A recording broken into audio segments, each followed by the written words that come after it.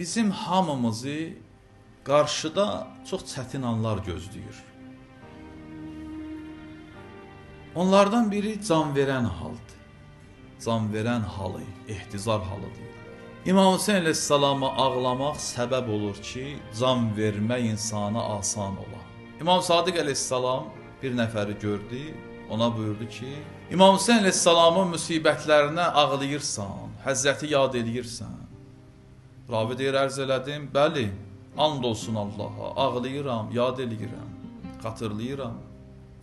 Həzrət buyurdu ki, agah ol, görəcəksən can verəndə, atalarım səni Əzrailə tapşıracaq.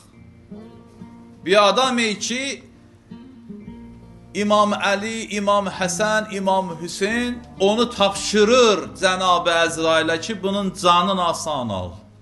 Nə böyük xoşbəxtçilikdir. Cənab-ı Əzrail ondan sonra nə edə bilər bu adama?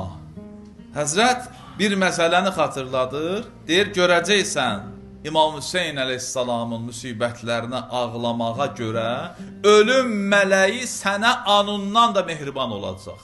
Subhanallah.